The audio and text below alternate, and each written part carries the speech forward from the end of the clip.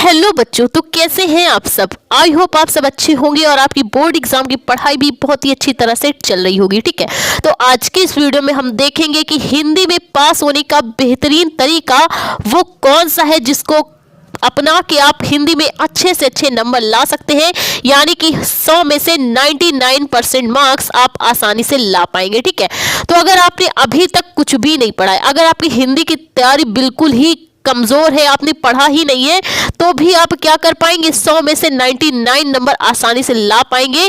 तो YouTube पे ऐसी ट्रिक आपको कहीं पर भी नहीं मिलेगी। ठीक है, 100% वर्किंग ट्रिक होने वाली आज की जो ट्रिक है वो 100% वर्किंग ट्रिक है। तो पहले ये समझ लीजिए कि आपका हिंदी का कोर्स कितना है, इंपॉर्टेंट टॉपिक्स देख लीजिए। ठीक है, तो सबसे पहले आपके आते हैं जीवन परिचय। सबसे पहले आपके जीवन परिचय आते हैं, जिसमें से जीवन परिचय आपका एक गद्य से आता है, एक पद्य से, यानी 5-5 नंबर आपको इससे मिल जाते हैं, 10 नंबर आपका जीवन परिचय के हो जाते हैं। कहानी आपकी आती है, जो कहानी उसमें भी आपको 5 नंबर मिलते हैं, और जो खंडकाव्य पूछा जाता है हर जिले के अनुसार खंडकाव्य अलग अलग होता है, उसके भी आपको 5 नंबर मिलते हैं। ठीक है, संस्कृत में जो खंड आता है उसमें से गद्यांश और पद्यांश के टोटल मिला के 7 यानी कि 14 नंबर आप इससे ले आते हैं। ठीक है, और रस छंद अलंकार की बात करें तो देख सकते हैं आप 2-2 नंबर में ये पूछे जाते हैं, और सबसे लास्ट में 10 नंबर का आपका निबंध आता है। ठीक है, यानी कि टोटल बात करें तो आप 50 नंबर हिंदी में आप ला सकते हैं। ठीक है, 50 नंबर आपका क्या हो जाएगा, ऐसे ही आप लेके आ जाएंगे। ठीक, 50 नंबर में जो आपका ग्रामर पोर्शन का अदर जो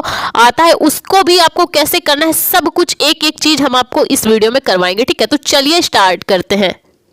तो भैया बोर्ड एग्जाम में पेपर आपको कुछ इस टाइप से मिलता है। ठीक है, तो पेपर आपका कुछ इस टाइप से मिलता है। आपका लिखा होगा 2024 हिंदी, पूर्णांक आपका 100 नंबर का होगा, आपको निर्देश दिए होंगे।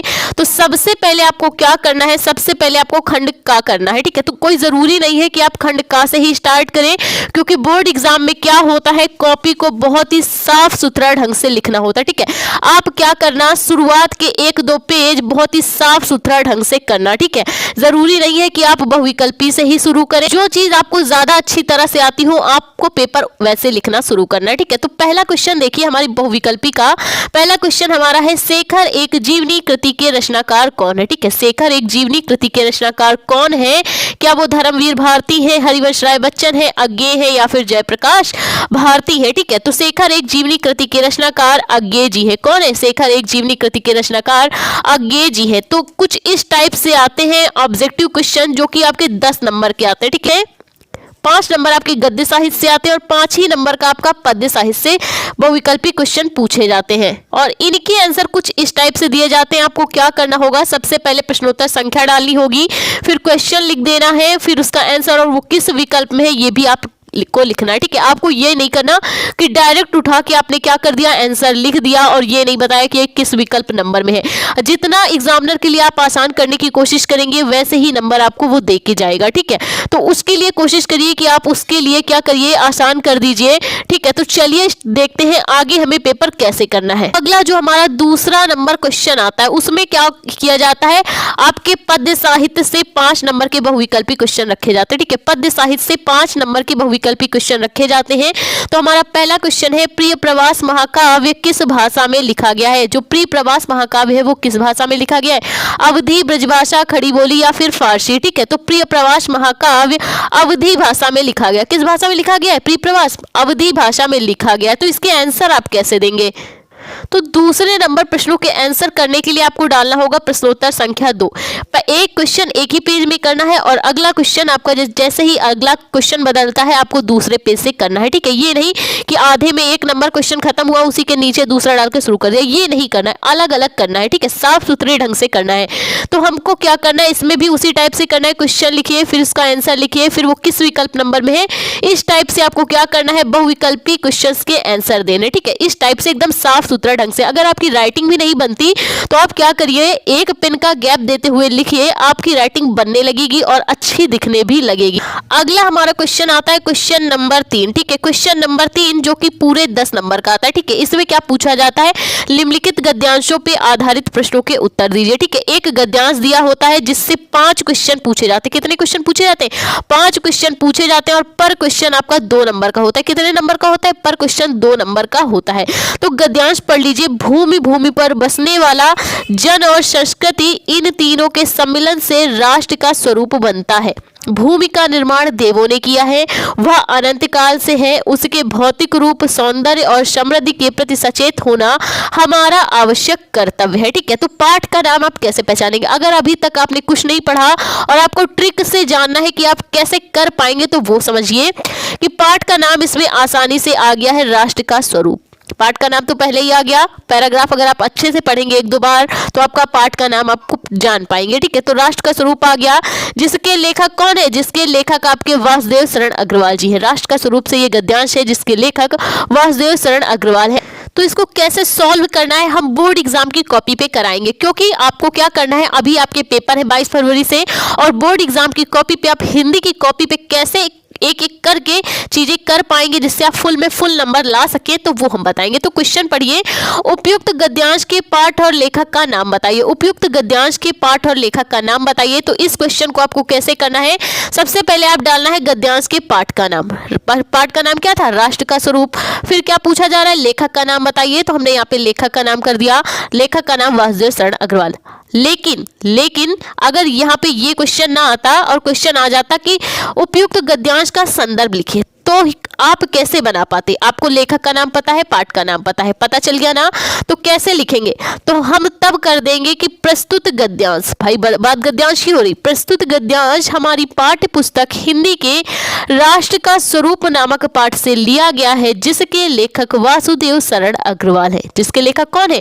वासुदेव शरण अग्रवाल जी है। अगर आपका संदर्भ पूछता तो इस टाइप से, और पाठ का नाम और लेखक का नाम पूछता है तो इस टाइप से करना है। ठीक है, अगला क्वेश्चन पढ़िए, किसके सम्मिलन से राष्ट्र का स्वरूप बनता है? तो चलिए हम आपको गद्यांश से छांट के ही इस क्वेश्चन को कराते हैं। तो गद्यांश पे क्या बोल रहा है? भूमि, भूमि पर बसने वाले जन और उनकी संस्कृति। भूमि पर बसने वाले, हमारी जो भारत की भूमि है, इस पे बसने वाले जो लोग हैं और उनकी संस्कृति, इन तीनों से ही क्या होता है? राष्ट्र का स्वरूप बनता है। तो आंसर हम कैसे लिखेंगे? पृथ्वी और जन दोनों के सम्मिलन से राष्ट्र का स्वरूप बनता है। तो इस टाइप से इस क्वेश्चन का आंसर देंगे। हमारा अगला क्वेश्चन है, भूमि का निर्माण किसने किया है और वो कब से है? भूमि का निर्माण किसने किया है और वो कब से है? तो चलिए गद्यांश से छांट के ही करते हैं। तो देख सकते हैं आप दूसरी लाइन, भूमि का निर्माण देवों ने किया है। भूमि का निर्माण देवों ने किया है और ये अनंत काल से है। तो इसका आंसर आपको इसी तरह से लिख देना है। क्या लिखेंगे आप? भूमि का निर्माण देवों ने किया है और उसका उद्भव अनंत काल से है। अगला क्वेश्चन है, हमारा आवश्यक कर्तव्य क्या है? हमारा आवश्यक कर्तव्य क्या है हमारे राष्ट्र के प्रति? तो राष्ट्र भूमि के हमें क्या करना है? राष्ट्र भूमि के भौतिक रूप, सौंदर्य तथा समृद्धि के प्रति सचेत रहने की आवश्यकता है। हमें अपनी राष्ट्र भूमि के भौतिक सौंदर्य, रूप, समृद्धि के प्रति सचेत रहने की आवश्यकता है। हमारा ये क्या है? आवश्यक कर्तव्य है। और हमारा अगला क्वेश्चन है जो सबसे लास्ट है, वो पूछ रहा है रेखांकित अंश की व्याख्या। ठीक है, तो रेखांकित अंश की व्याख्या हमें कुछ इस टाइप से अपने शब्दों में, उसी गद्यांश को करना कुछ नहीं है, उसी गद्यांश में क्या करना है, कुछ अपने शब्दों से बना कर आपको इस रेखांकित अंश की व्याख्या कर लेनी है। तो इस टाइप से किसी भी गद्यांश का क्या किया जाता है? गद्यांश को सॉल्व किया जाता है। तो देख सकते हैं आप हमारे अथवा में भी एक गद्यांश आया, देख सकते हैं आप अथवा वाले गद्यांश को देख लीजिए। मुझे मानव जाति की दुर्दम निर्मम धारा के हजारों वर्षों का रूप साफ दिखाई दे रहा है। मनुष्य की जीवन शक्ति बड़ी निर्मम है, वह सभ्यता और संस्कृति के वृथा मोह को रौंदती चली आ रही है। ठीक है, तो ये वाला जो आपका गद्यांश है ये किसका है? ये अशोक के फूल का है। ये वाला हमारा गद्यांश अशोक के फूल का है, जिसके लेखक हजारी प्रसाद द्विवेदी जी है। जिसके लेखक कौन है? हजारी प्रसाद द्विवेदी जी इस गद्यांश के लेखक हैं। तो इस गद्यांश के ये जो क्वेश्चन है इनको भी आपको क्या करना है, जैसे हमने आपको पहले वाला गद्यांश करना बताया, इसी गद्यांश से छांट के आपको क्या करने हैं, ये वाले क्वेश्चन भी सॉल्व करने हैं। अगला हमारा जो क्वेश्चन है वो देख लीजिए। अगला हमारा क्वेश्चन आता है चौथा नंबर। ठीक है, चौथा नंबर क्वेश्चन है जिसमें क्या किया जाता है, एक पद्यांश दे दिया जाता है। एक पद्यांश दे दिया जाता है और इसके क्वेश्चंस को आपको इसी पद्यांश की हेल्प से सॉल्व करना होता है। तो पद्यांश पढ़ लीजिए।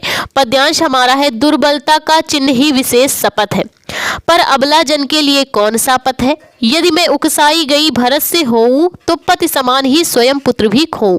ठहरो मत रोको मुझे कहूं सो सुन लो, पाओ यदि उसमें सार तो उसे सब चुन लो। करके पहाड़ सा पाप मौन रह जाऊं, राई भर भी अनुताप ना करने पाऊं। तो यहाँ पे भाई इसको भी समझिए कि ये इसमें बात किसकी की जा रही, अनुताप। भाई चैप्टर का नाम क्या है, अगर कुछ नहीं पढ़ा तब भी आप पहचान पाएंगे, अनुताप की बात की जा रही। तो यहाँ पर कैकेयी जी अपने जो उन्होंने पाप किया था राम को वनवास भेजकर, उसी का क्या कर रही है, पश्चाताप कर रही। तो ये हमारा चैप्टर कौन सा है, कैकेयी का अनुताप। कौन सा चैप्टर है, कैकेयी के अनुताप का ये हमारा पद्यांश है, जिसके लेखक मैथिली शरण गुप्त जी है। कौन है, मैथिली शरण गुप्त जी द्वारा लिखित कैकेयी का अनुताप है। तो आपको क्या करना है, ये वाले जो क्वेश्चन है इसी पद्यांश से छांट छांट के करना है। तो पहला क्वेश्चन हमारा है, उपयुक्त पद्यांश का संदर्भ लिखिए। अब यहाँ पे भाई वहां पे तो लेखक का नाम और शीर्षक का नाम आया था, लेकिन यहाँ पे पद्यांश का संदर्भ पूछ रहा है, तो संदर्भ भी लिखना सीख लीजिए। तो आपको क्या करना है, सबसे पहले बोर्ड एग्जाम की कॉपी पे आपको क्वेश्चन नंबर डालना है, इसके बाद संकेत डालना है। संकेत कैसे, संकेत में आपको शुरू के 1-2 शब्द लिखने होते हैं, बाकी लास्ट के 1-2 शब्द करके पूरे में बीच में डॉट डॉट लगा दिया जाता है। संकेत इसलिए लिखा जाता है ताकि बोर्ड का जो एग्जामिनर है कॉपी चेक करने बैठे तो वो समझ पाए, क्योंकि क्या होता है गद्यांश भी 2 दिए रहते, पद्यांश भी 2 और सॉल्व 1 करना होता है। तो अगर आप संकेत में लिख देते हैं कि ये किस पद्यांश का है तो उसको हेल्प हो जाती है और वो आपको अच्छे नंबर देगा, ठीक है। तो इसलिए संकेत डालना बहुत ही ज्यादा जरूरी है। अब बात आती है संदर्भ कैसे लिखना है। तो प्रस्तुत पद्यांश हमारी पाठ्य पुस्तक काव्यांजलि, ठीक, काव्यांजलि लिखिए या फिर आप क्या करिए हिंदी लिख लीजिए, ठीक है। अभी तक क्या होता था, पद्य के लिए काव्यांजलि थी, लेकिन आप चाहें तो यहाँ पे हिंदी भी कर सकते हैं। प्रस्तुत पद्यांश हमारी पाठ्य पुस्तक हिंदी में संकलित कैकेयी के अनुताप नामक पाठ से लिया गया है, जिसके रचयिता आधुनिक युग के श्रेष्ठ कवि या राष्ट्र कवि के रूप से सम्मान प्राप्त कवि मैथिली शरण गुप्त जी है। आप चाहें तो यहाँ पे ऐसे भी लिख सकते हैं, प्रस्तुत पद्यांश हमारी पाठ्य पुस्तक हिंदी में संकलित कैकेयी के अनुताप नामक पाठ से लिया गया है, जिसके जो कवि है वो मैथिली शरण गुप्त जी है। आपको जैसा अच्छा लगे, जैसा ठीक लगे, आप वैसा संदर्भ लिख सकते हैं, ठीक है।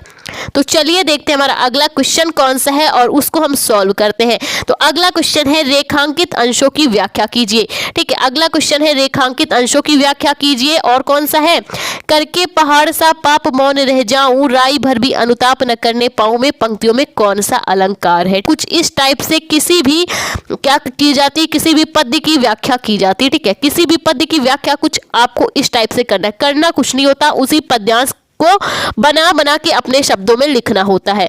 जैसे कि यहाँ पे बोला जा रहा है, दुर्बलता का चिन्ह ही विशेष शपथ है, तो अबला जन के लिए कौन सा पथ है। यहाँ पर कैकेयी जी कहती है कि दुर्बलता का चिन्ह ही विशेष शपथ है, पर अबला जन के लिए कौन सा पथ है।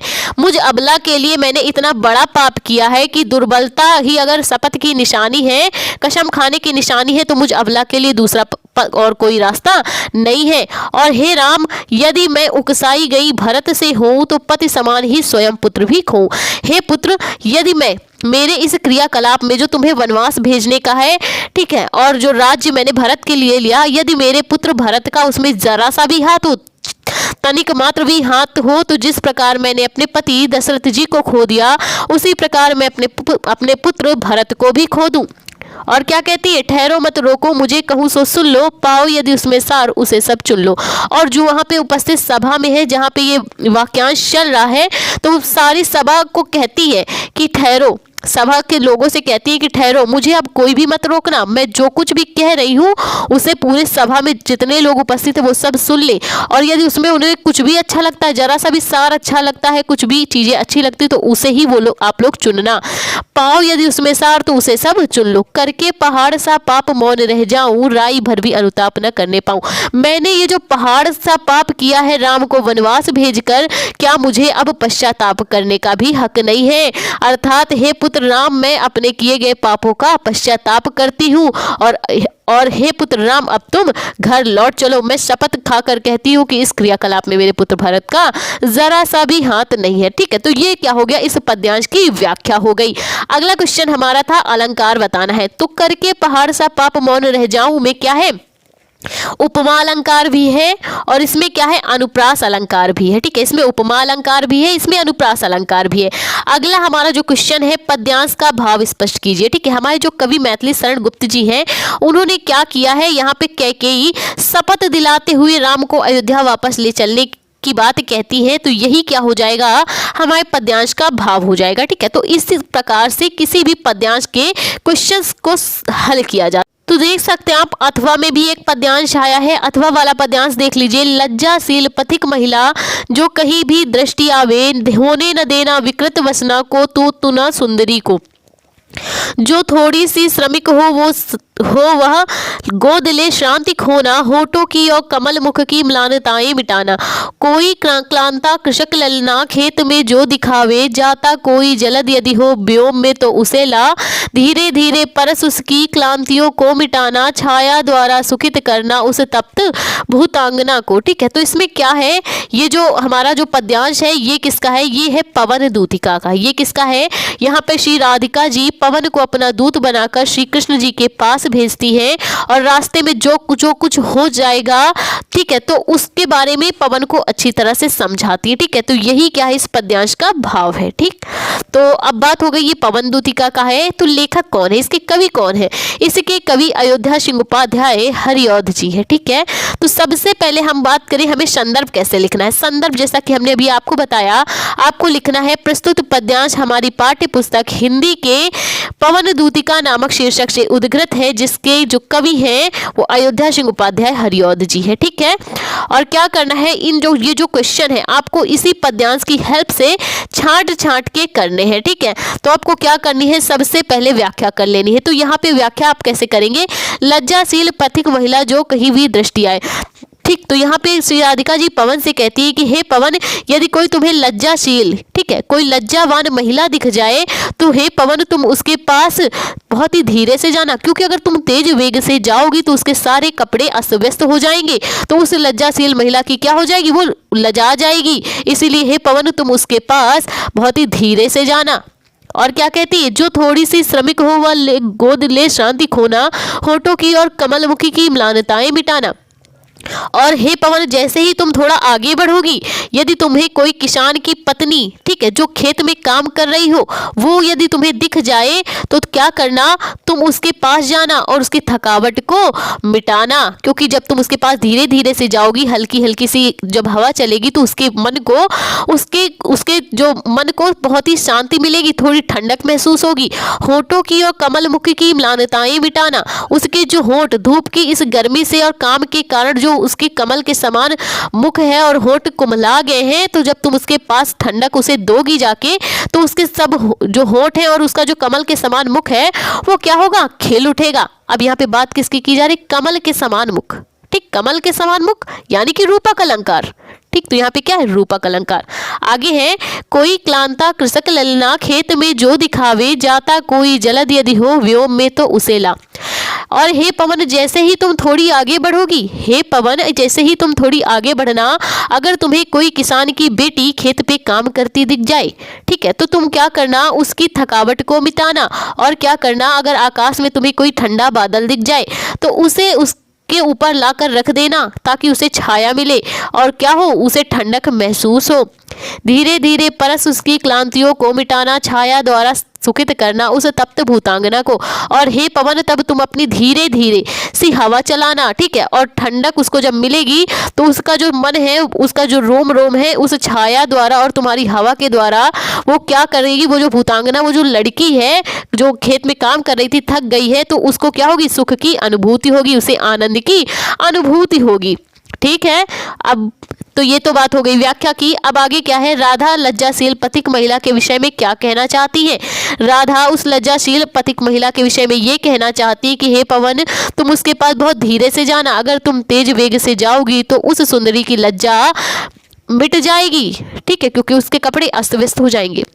आगे है, होठों की और कमल मुख में कौन सा अलंकार है। तो होठों की और कमल मुख में हमने अभी आपको क्या बताया था, यहाँ पे रूपक अलंकार, जहाँ पे समानता दिखाई जाए वहाँ पे रूपक अलंकार। आगे है, जलद और कृषक ललना। जलद मीस क्या होता है, जलद मीस बादल होता है, और कृषक ललना मीस होता है किसान की बेटी। ठीक है, तो ये पद्यांश हमने आपको इसी पद्यांश की हेल्प से सॉल्व करना बताया। आगे क्वेश्चन कुछ किस टाइप से आता है देख लीजिए।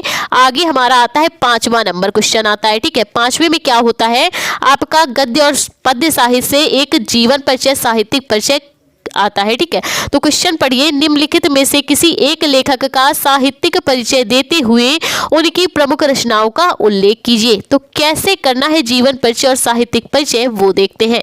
तो क्वेश्चन हमारा है, आचार्य हजारी प्रसाद द्विवेदी जी का जीवन परिचय और साहित्यिक परिचय करिए, या फिर एपीजे अब्दुल कलाम जी का करिए, या फिर वासुदेव शरण अग्रवाल जी का साहित्यिक परिचय देते हुए क्या करना है, इनका जीवन परिचय लिखना है। शब्द सीमा लगभग 80 शब्दों की है और 5 नंबर का आपका जीवन परिचय है। तो कैसे किया जाता है, बोर्ड एग्जाम में कैसे लिखना है जीवन परिचय वो देखते हैं। तो चलिए बात कर ले जीवन परिचय के बारे में। तो हम क्या करेंगे, हम डालेंगे प्रश्नोत्तर संख्या 5 के तीसरे का। ठीक है, हम क्या करेंगे, जो तीसरे नंबर पे है वासुदेव शरण अग्रवाल जी, उनका जीवन परिचय और साहित्यिक परिचय और रचनाओं के साथ हम कैसे दे पाएंगे वो हम देखेंगे। ठीक है, तो हम क्या करेंगे, किसी का भी जीवन परिचय करने के लिए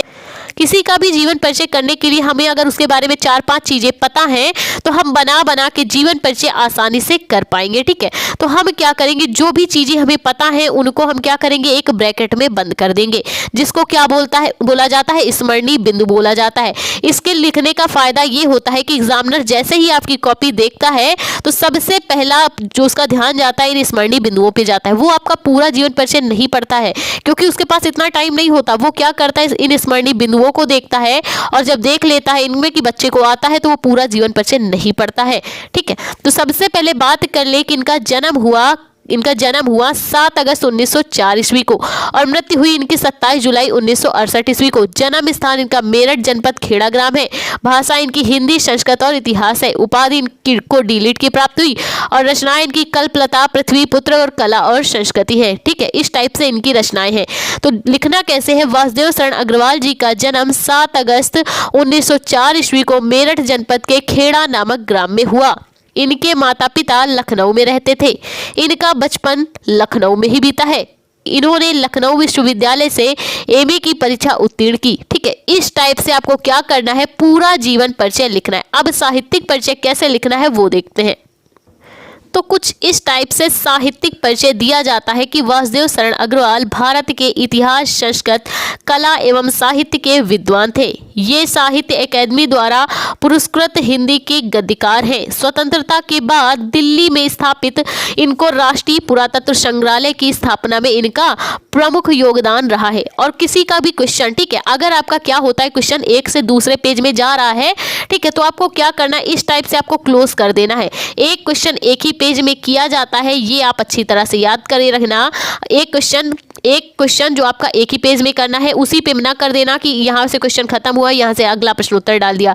क्योंकि क्या होता है भाई, बोर्ड में कॉपी तो आपको फ्री की मिलती है ना, तो अच्छे से करिए, साफ सुथरा करिए। ठीक है, आगे कैसे करना है वो देखिए। तो आगे देखिए, आगे है हमारा, निम्नलिखित में से किसी एक कवि का साहित्यिक परिचय देते हुए उनकी प्रमुख कृतियों पर प्रकाश डालिए। ठीक है, शब्द सीमा लगभग 80 शब्दों की है। तो देख सकते हैं आप, पद्य में हमारे जो आपके कवि आए हैं, कवियों का जीवन परिचय है वो है मैथिली शरण गुप्त जी का, सुमित्रा नंदन पंत जी का और रामधारी सिंह दिनकर जी का। ठीक है, तो आपको क्या करना है, किसी भी एक कवि का साहित्यिक परिचय देते हुए इनका जीवन परिचय लिखना है और इनकी प्रमुख कृतियां भी लिखनी है। तो जैसे हमने वासुदेव शरण अग्रवाल जी का जीवन परिचय और साहित्यिक परिचय देखा, तो इसी टाइप से आपको क्या करना है, पद्य वालों का भी करना है। ठीक है, अब अगला क्वेश्चन हमारा आता है 6वां नंबर, जो कि एक फिक्स क्वेश्चन है। इसमें से बदलता ही नहीं, कभी भी नहीं बदलता।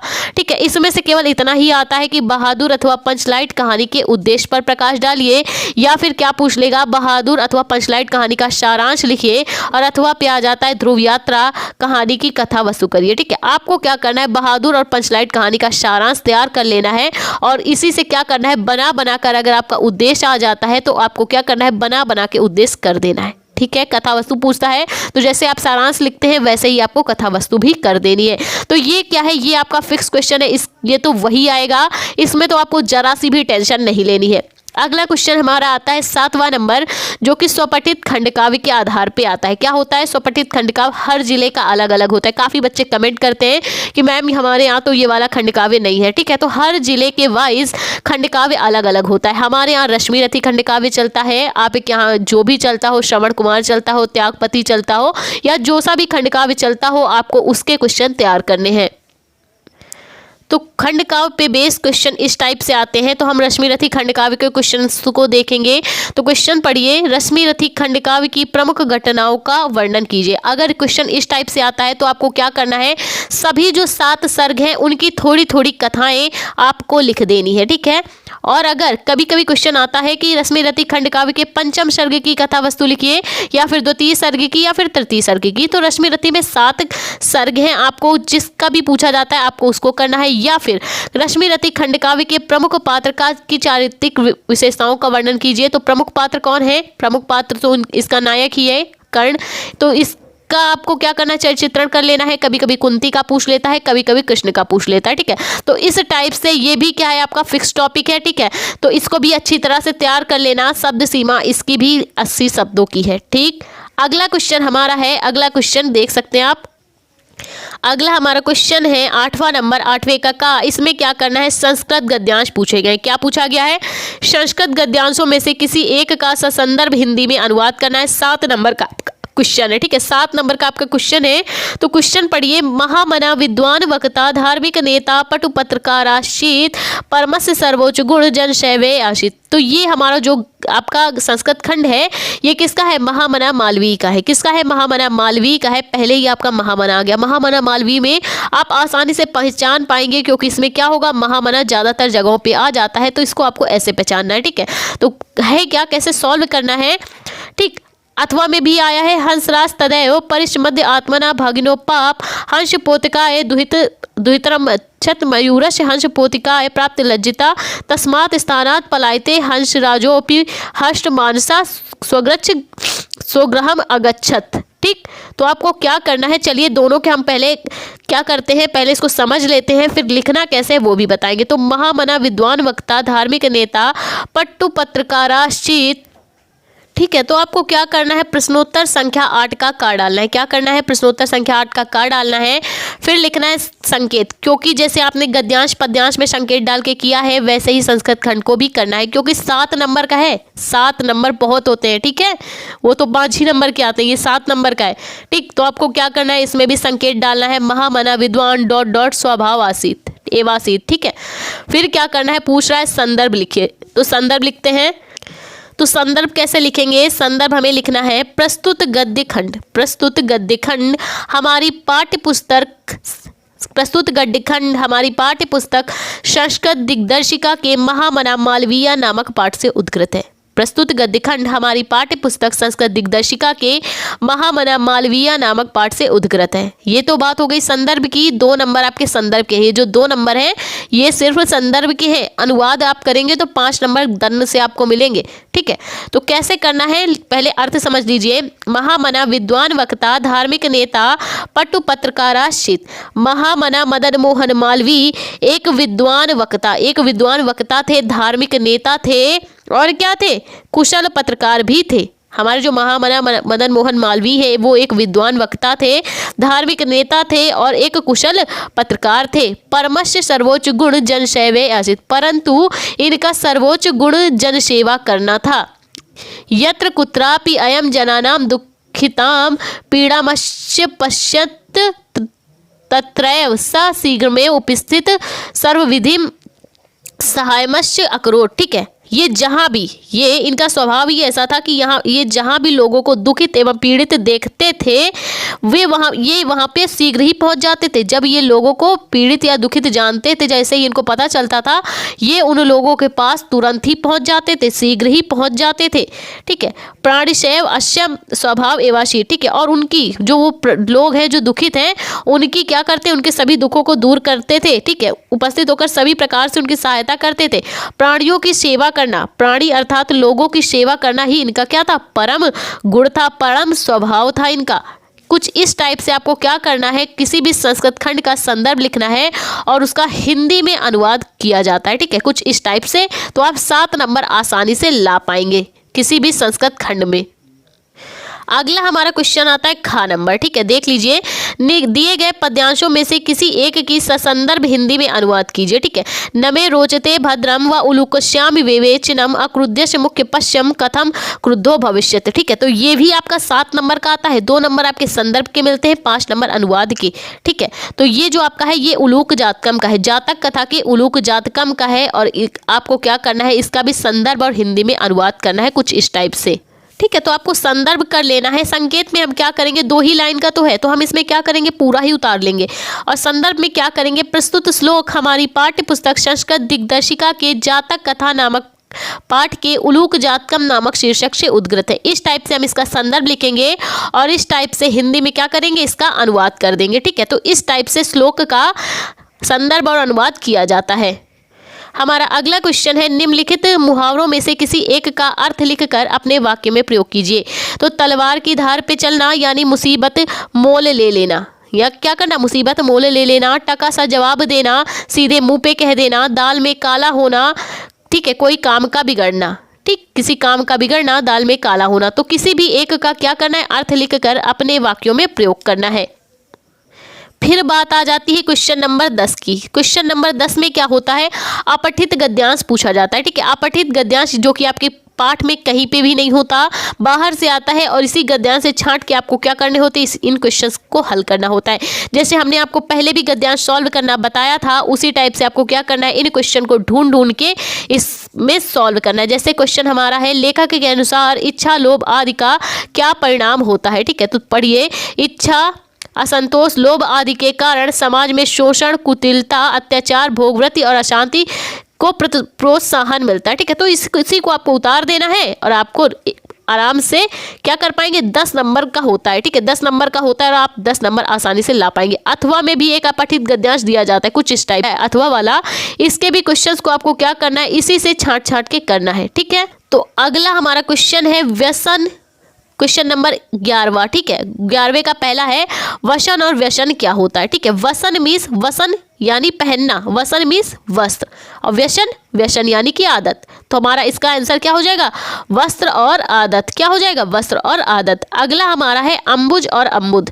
अंबुज यानी कि बात किसकी की जा रही, अंबुज यानी कि कमल, और अम्बुद यानी बादल।